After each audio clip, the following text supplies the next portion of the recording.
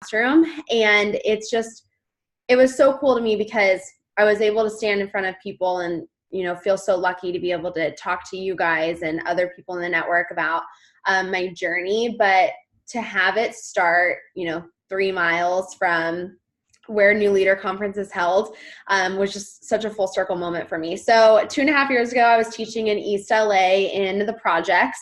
I'm from a very small town, like 13 blocks wide. My stepdad's the mayor by default because nobody else ever wants to run. He's hoping this is his last term, but he said that the last 3. So very small town, I was just like very naive, I think, growing up. I traveled a lot. My family always took us on trips to different countries, but I had major culture shock when we came to California, especially teaching in the projects. So I had a class of 36 first graders, and I taught, instructional time was from 7 a.m. to 4 p.m. So it was really, really long school day with a lot of kids. I was a first-year teacher, and I was writing the reading curriculum because I was the only one that had a master's degree. So it was insane. The sweatshirt is from, I'll send you a link. I'll send you a link. It's my favorite. Anyways, but I also have a squirrel brain. So if you guys put questions in the comments, I'm going to be a squirrel, but ask questions if you have them. But when I went into teaching, I was like, I'm going to change the world. I'm going to be the teacher that changes the world. All the kids are going to read. I'm going to get everyone on grade level, all the things, right? And this profession that I had originally started out in college as a dance major. I got hurt, and so I went into athletic training because I wanted to help people get back to the sport they loved because I no longer could. Then I got my bachelor's degree in sports medicine, but didn't really want to tape ankles the rest of my life. So I decided to go to grad school for teaching because I just loved that aspect of, I worked in the high schools and I was teaching kids about their injuries and stuff like that. So I went to grad school for that. And so I had, made this fantasy of what teaching would be like and how I would help so many kids and families. And about 2 months in, I became extremely burned out. I started to really resent the career that I had been in, and I started to, I love teaching, but I hated being in the classroom. I loved my kids and I wanted to hang out with them at recess every day. And I felt like that's even where I had more of an impact on their lives was outside of the classroom. But I started to kind of resent this career that I had been playing up in my head because I started to burn out so fast. So I was commuting an hour and a half one way. So I was commuting 3 hours in the car every day.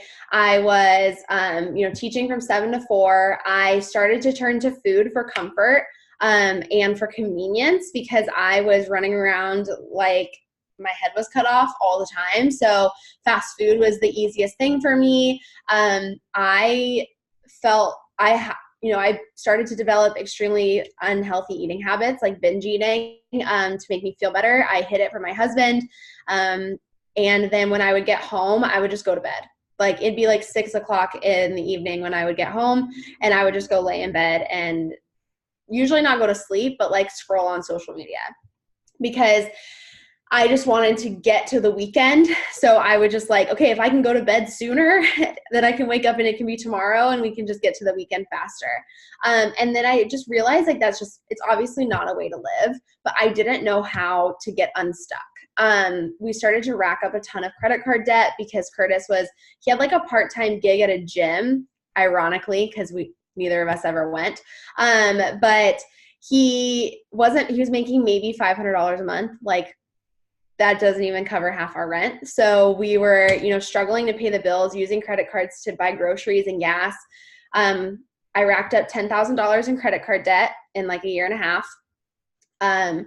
And I started to just realize I was becoming a shell of myself. And that was just kind of the only way I can explain it, is that I started to gain weight, but more than ever, I didn't recognize myself in the mirror because of who I was on the inside. Like I couldn't remember the last time I had really like belly laughed, or, you know, any picture I took is that like I look at my pictures I use now as like my before photos, and my smile is so fake. It's so forced. And there was no like light in my eyes. And I truly believe that like when someone is living out their purpose and when someone is truly happy, like you see it through their eyeballs. And I didn't have that. And in February of 2017, I actually went to the doctor for just a physical, and the doctor said, like, you need to lose about 25 pounds. And that was kind of, it was just like a shock to me, because I knew my clothes weren't fitting that well. But I was just buying bigger clothes, and I was just kind of ignoring it, because I was just trying to survive at this point. And my family has a really high history of heart disease. So my dad had a 99% blockage in his heart 4 years ago. So he had a coronary bypass.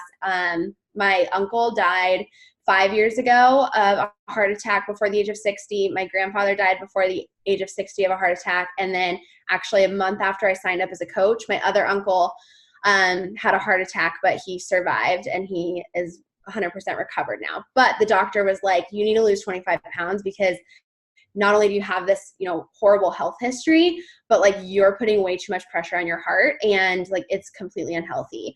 And I lost it in there, like broke down crying. I don't think I had ever like truly broken down till this point. I told her how much I hated my job. I told her how I was commuting an hour and a half one way from LA, how I felt so stuck, and how I knew I needed to lose the weight, but I didn't know how. And she didn't really give me any advice or anything that I remember, but I left the doctor's office feeling very defeated, just kind of given this number of you need to lose 25 pounds. And I was just like, I don't know how. Like there, you know, it's like when you're given a goal and you're like, but I don't know the steps to get there. But it's like we obviously know we need to work out and eat healthy, but when you're in this survival mode of just like, I'm trying to get through the day, you can't even think about that. And so I was leaving the doctor's office, and I had the patient summary form, and I never look at them. I usually throw them away in the trash can outside the hospital, or they end up in between my console and the seat of my car with all the fast food receipts. But for some reason that day I looked at it, and it said, find a new job. The commute isn't good for you. And that was like my, like, holy crap, I'm at rock bottom moment. Because for the first time, like someone actually understood what I was going through, and how this like job was sucking the life out of me. And another fun fact about me is that when I'm uncomfortable or I'm emotional, I make a joke to like get myself back together.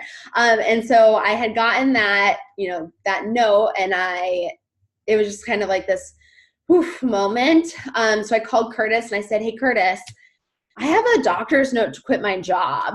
And he was like, what? And I was like, yeah, like the doctor told me I need to lose 25 pounds and then I need to quit my job. So like, what do you think about that? And I kind of was just laughing it off, and he was like, Kate, are you okay?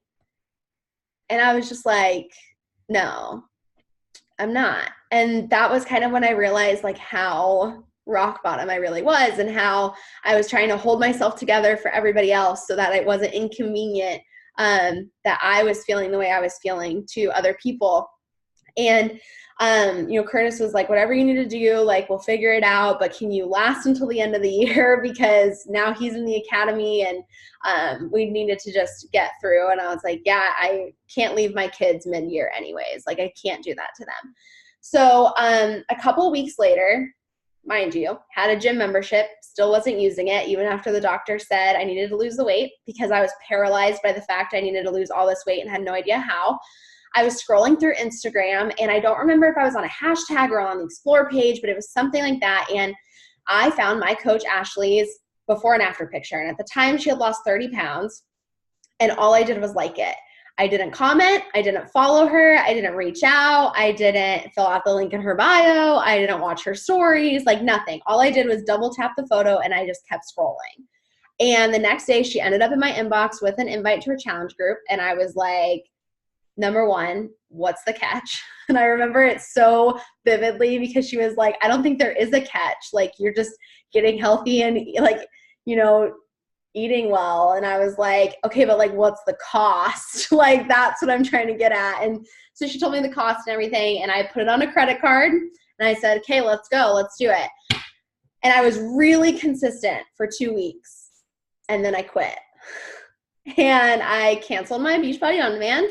I canceled my Shakeology. I canceled everything. And I told Ashley that at-home workouts don't work for me, that Shakeology is an overpriced protein shake, that I was too busy to eat healthy, etc., etc., etc. Every single excuse that you guys have heard or will hear, I had. So I totally gave up, like I don't even know why. My excuses just got to me. I wasn't seeing results fast enough. So I was like, this doesn't work. Screw it. But I watched Ashley for 9 months, and I would type in her name on my Instagram, and I'd go to her page and see what she posted that day, or I would go watch her stories, and she was seeing me watching her. And we had this relationship. And she'd always be like, girl, you should jump back in with us. Like, I also think you'd be an amazing coach. I'd hold you more accountable, all this stuff. And I was like, no, like, you're doing awesome. That's super great for you, but it's not for me. I always had the excuse, like, I need to go to a gym to get results, but like never actually went to a gym. So I don't know where I came up with that. So when people tell me that, I just laugh because I just know they're not actually going to the gym. But it was just like, I wanted so badly what she had, but I could not get past my own excuses in order to get there. So I ended up finding a new job in 2017, in the fall of 2017, and things were better. My commute went down like 30 minutes one way, which like was an hour total a day, which does amazing things for a person, but it was still an hour one way. I was teaching right outside of Compton, so it was still in like a really rough area. I was teaching middle school this time, so I went from first grade to middle school, and I became a literacy specialist. I was also the ELD coordinator. I was the middle school girls basketball coach. Like, I started, we got engaged, and I started planning my wedding, but I was still stuck. I was still stuck at the same weight that I was when the doctor told me I needed to lose some, probably gained 5 or 10 extra. I still felt like I was going through the motions, that I was just like, I was so bored with my life. Like, I was just going to work and coming home, and I was so over it. Especially being someone who was always involved in so much growing up, and I was just bored. And it started to just make me feel like, you know, if this is what my life is going to be like for the rest of my life, then like, I don't want any part of it. Like, I need something to change now. So on December 1st of 2017, I was looking around my classroom, and there was, you know, I was in there by myself, and I just thought, like, this is it.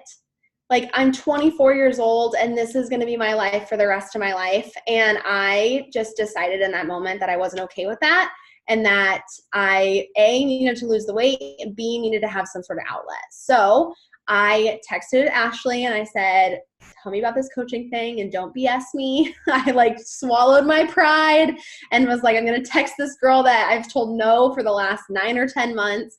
And that day I reactivated my account because, fun fact, Beachbody never actually canceled my discount coach account. So I was paying the $15 fee every single month without knowing it, because it was on that credit card that was nearly maxed out. So I never looked at it. So I found out that I was still signed up as a coach. So I reactivated my account and just kind of went all in from the beginning. Like, I was the person that was like, I don't care what I need to do. Just tell me what to do and I'll do it. And at that point, I wasn't like, I want to build a 6-figure business and quit my teaching job this year.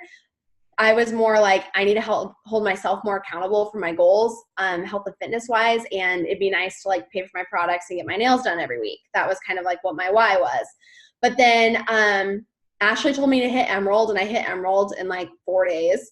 And then she told me to hit Diamond, and I was like, that sounds hard, because, you know, everyone plays diamond up to be like this hard thing, when really diamond is just a decision. Like diamond is just the decision to get there. And so I was like, okay, well, I guess I'm going to go hit this diamond thing. And I hit it in 3 weeks, not even knowing what diamond was. And I think that's one thing that coaches, right, like what I'm seeing in my own team is like, people are getting paralyzed by this, like, everything. They need to know everything before they go and do it. And in this business, and I'm type A, like I'm very type A. I need to be like, I try to be very organized, except for today when I forgot that I was doing this call. But besides today, besides after NLC, the NLC hangover, I've always felt that way. But in this business, like it's the opposite. Like you have to do in order to learn. And I was vomiting Beachbody all over my Instagram the first couple days, and Ashley's like, curiosity marketing. And I was like, hey, I'll fix that. And so I started to change things. But I just was excited. Like I knew this was going to change my life, and I didn't know how, but I was just excited. And I was freaking busy, you guys. Like I was, like I said, coaching middle school basketball, teaching full-time, commuting an hour one way. I was the ELD coordinator. I ran the SST meetings for students trying to get on IEPs. I was just trying to like shower every couple days, like all the things. And then I took this coaching thing on, and now I was also working out. So, there's even more on my plate. And I had never been as busy as I was, but I also had never been so fulfilled. Like so incredibly fulfilled. And I really started to feel like I was finding myself through this platform. So I was waking up every single morning at 4 a.m. The 5-second rule was my best friend. It was the first personal development book I ever read. And I probably need to read it again because your girl likes to sleep in now. But I was waking up at 4 o'clock every morning. I was doing 80-day obsession because that was really the first program it launched right when I signed up as a coach. And I was sharing my journey and being excited about it. And then I'd go to work all day, and I'd come home and I'd work my business for like 2 or 3 hours probably. And not because like I felt like I had to, but because I could not wait to get home and work my business. Like I could not wait to, take off the teacher hat and put on my entrepreneur pants and just like get to work, because it was something that I could control, and it was working towards my own goals. So I very quickly realized the earning potential because I was excited about my journey. I was never afraid to invite. Like when people started to tell me they were afraid of inviting, I was like, that's when I started to think, oh, then I must be afraid of inviting. But then I'm like, no, inviting's not scary. Like it's literally sending a message to someone. You're not going to die. Like the worst that's going to happen is they say no. So I was never afraid of inviting. So I was inviting right out the gate. I was like 10xing all the vitals because I was freaking excited about my journey and wanted everyone to be on it with me. So in my first month, I made like $1,800. And I was like, holy crap, like this is legit. And like, maybe I'll think about leaving teaching next year. So I thought like, okay, I'm going to give myself another year, so I can get through like my probationary period as a teacher. And then month 2 came along, and I signed up my, first like true business builder, who, is one of my best friends, but she decided she was going to hit diamond in 3 weeks. So then like a month and a half in, I was a 1-star with one of my best friends I met on Instagram. And then a month later, I found another girl on Instagram that decided she was going to hit diamond in 3 weeks, because if Kate and Sydney can do it, then so could she. So then there was 2-star, and then I was like, oh, I should probably, build my husband and get him to a diamond, because like you're supposed to do that too. So then I went there, and things from there just like kind of skyrocketed. Like I don't even remember from like, I'm pretty sure I blacked out from like March until Summit. Like I don't even know what happened. But all I know is I was just excited. And when I asked my diamonds that I have now, a lot of them signed up during the spring. They're like, I just wanted to be as happy as you were. Like you were like teaching all day 6th and 8th graders who struggled to get through the day, and you were coming home happy. And like, that wasn't happening for me because a lot of my people are teachers. And so they just wanted to, you know, be a part of that. So when I think about like, cause that, I mean, the thing that Joan and I talk about all the time is like, we're not special, you know, like our business blew up. Yes. And we had a lot of success really fast, but it's not like there was a secret. And there wasn't like some magic sauce, and there wasn't anything we did that you guys have never been told to do or have seen done. We just decided that we were going to make shit happen, and that's what happened. And so when I think of like the 3 things that are kind of like tangible, because I can tell you like consistency and belief, then I can like preach that to you, but like, what does that actually mean? And so I'm thinking of like the 3 things that really kind of blew my business up was number 1, inviting. And I'm going to like say it till I'm blue in the freaking face, but you have got to invite. And I'm not saying 5 people a day like the Success Club system tracker says. I'm saying if you are a brand new coach, your minimum is 15. If you are not a brand new coach, then you need to look at your goals and you need to adjust accordingly, 15 being your minimum. Like, you are going to have to realize that this business, whether we like it or not, is a numbers game. And the more no's you're going to get, or the more yeses you're going to get down the road. And you cannot be afraid of rejection, because like, it's just, I just think of the Ariana Grande song, like, thank you, next. Like, I'm just going to like invite you, you tell me no, thanks, okay, cool. And then you're moving on to the next person, because what you have to offer is a gift, and you cannot let someone's no dictate someone else's potential life-changing event in their life. Because if, you know, Ashley would have let me telling her no for 10 months make her not decide not to reach out to other people, or decide that she was going to stop reaching out to me, then I wouldn't be here right now. And who knows even if Ashley would be here right now if she let rejection get to her, you know, in the beginning of her business, or even, you know, still today, 4 years into her business. But you have to invite. And the way that I think about inviting is like, I think about it like a party, right? Like, you're inviting people to the coolest freaking party of their lives, and you have to solely believe that. So when I think of like when I'm inviting someone to a party, if I was to put up a post on Facebook and say like, hey guys, I'm having a party, here's my address, we're having tacos and margaritas, like, bring an appetizer, how many people are going to actually come to my party? People are going to scroll past that post and they're going to think, oh, like, she probably doesn't mean me. Like, oh, Kate and I aren't that good of friends, so I'm not going to show up. That'd be weird. Or, you know, she probably doesn't even realize that we're Facebook friends. So if I showed up, like, that would just be weird, because she probably has no idea who I am. So I'm not going to go to her party. But if I were to send a message to someone and say, hey girl, and like, I know people are like, I hate hey girl messages. I actually talk like that. So like, they get a hey girl, because that's how I talk in real life. I say like, hey girl, I'm having a party.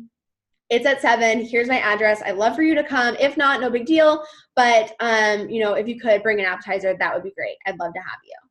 That girl is going to be way more willing to come to my party because I sent her a message and I, you know, made her feel like I actually want her to be a part of it, instead of just like, I'm having this party and anybody can come. Like, that's just not how it works. And so you'll be so surprised when you're inviting. Like, even today, even like the other day, I was thinking about this. Like, I was posting on my stories every single day about my challenge group that was starting up, and putting polls and putting, you know, swipe up for the link, or, you know, all the things.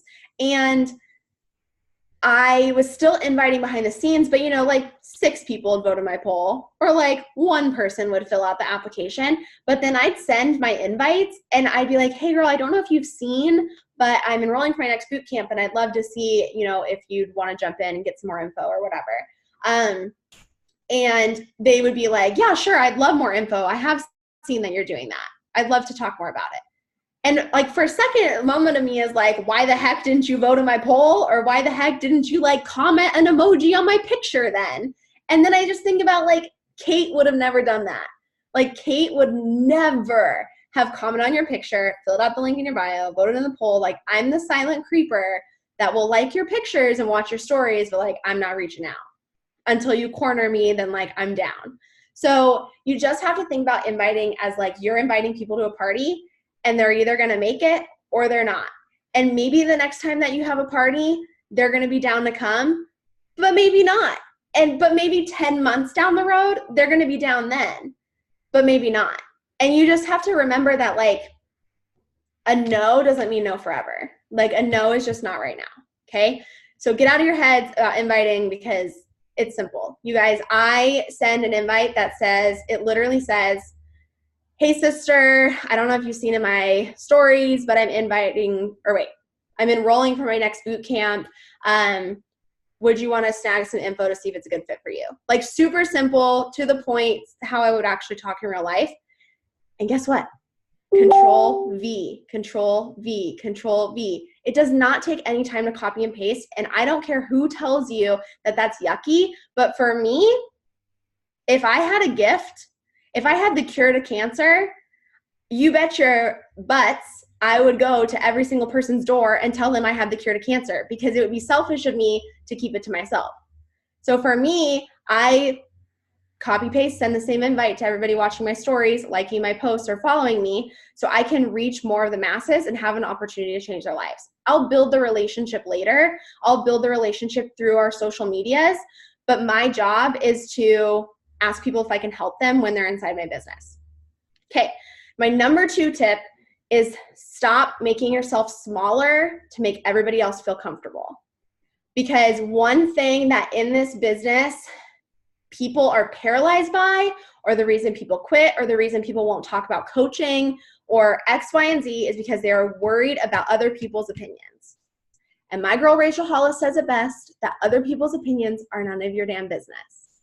And you have to realize that the people that are uncomfortable, or the people that try to make you feel smaller because of what you're doing, it's because they're jealous. It's because they want what you have and they want to be able to bring you down. And in the end, if someone is making you feel small or judging you or having some kind of negative opinion towards you, people who make people smaller, it does not make them big, right? And you need to remember, are you going to surround yourself with people who use their platform to uplift others, or are you going to listen to people that are using their platform to bring people down? And that's just like what I talk to my team about all the time, is because, you know, there are haters out there. There are people that say this is a pyramid scheme, and there are people out there that say it's a scam, and there's all the things. But if we are living our lives based on other people's opinions, or letting them dictate how we show up, then it's not really our lives in the first place. So you need to remember that people are going to judge you either way. People are going to judge you if you're a teacher in the projects. People are going to judge you if you have a side hustle. People are going to judge you either way. You might as well live the life that you want. You might as well do something freaking epic and be judged for that, which is building this business and changing as many lives as you possibly can. And then number 3 is having that belief. And I don't mean just like, believe in yourself. I mean, you need to freaking bleed Beachbody Blue. You need to realize that what we have to offer is a freaking gift. And not only can you change people's lives, but you can save them. And I truly, truly believe that Beachbody saved me, because I was in such a bad place in my life. And, you know, at NLC, they asked me like, where would you be without Beachbody? And I couldn't even get out the words, because it freaks me out to even think about where I would be if I didn't say yes a year and 2 months ago. And, you know, what my life would look like, or what Curtis and I's life would look like. You have to believe in your core that what you have to offer is a gift, because if you believe that, then no amount of rejection, no amount of haters, no amount of naysayers can ever deter you from that. And one of my favorite books is Be Obsessed or Be Average by Grant Cardone. And he says the best thing to do about naysayers is to crush your goals over and over and over again until they believe in you. And that was like my motto last year, was #WatchMe, because everyone's like, you won't be elite, like you're a brand new coach. You can't quit teaching, which I did. I matched my teaching income like 5 months into coaching and then quit like 7 months into it, or 6 months. They said like I would never be successful. They said all these things. And instead of being like, oh, okay, yeah, they're right. Like, I'm not going to be. I use that as fuel for my fire. And I said, you know what? All I can do is prove them wrong. And eventually they're going to ask to join me. And that's what you just have to use negativity to fuel you, because in this business, there are going to be people that bring you down, and the universe is going to put up walls for you that you're going to have to break down. And, whatever your faith might be, the universe, God, whoever, but I really believe that God puts hard things in our paths to see how bad we really want the good thing that's coming to us.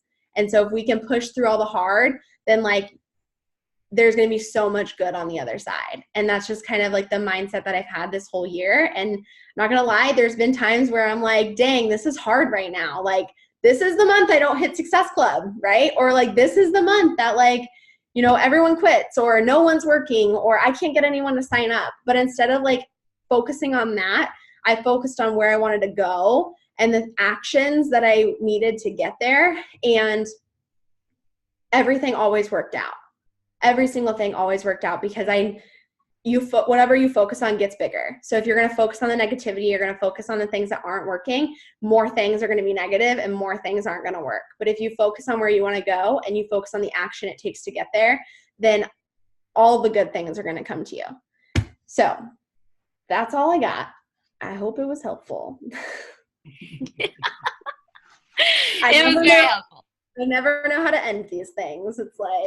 It's like awkward turtle at the end. I know, it's always weird, but you crushed it. And I think that like, it was so, honestly, you were right when you messaged me and you were like, oh my God, our stories are like the exact same, because like, my whole downline was like, Kate, this girl is you. I was like, I know. I messed up. So weird. Like literally you like had that sign, and your sign was like, quit your job, the commute's no good for you. I had this thing pop up in my social media that was like, if it's no longer serving you, let it go. And it just like was like, I've got to let it go. Like, I mean, like the just tell me what to do and I'll do it thing. Like taking action and just going without knowing anything. Like, I don't know what a challenge group is, but I'll just friggin' do it. I don't know like how to get somebody to diamond, but I'm going to run a diamond push group by myself right now. Like it literally is just going and create it like that. I think that the thing is like everybody asks like, that's great. Like everything you did is awesome. Right. And all your tips are great, but like, how do you get the motivation to start doing it? And I'm like, the motivation comes when you start doing it. Like everybody has that in like such reverse. Like when you start doing the things, you start getting the things and it motivates you to do more things. Like it's not the other way around.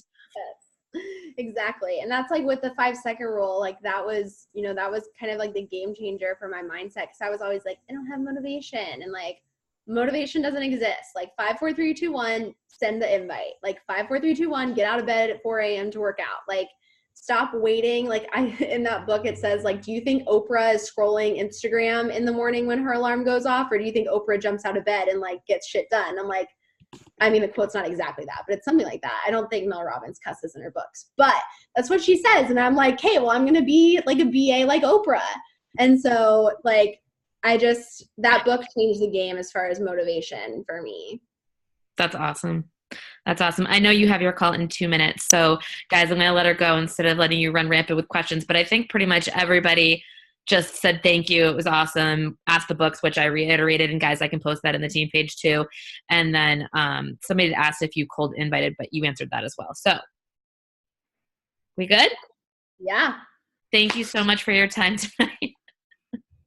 I will chat with you with gifts very soon. Gifts. I'll send you a gift later. Okay, awesome. Okay. Bye, Kate. Thank you. Bye. Night, guys.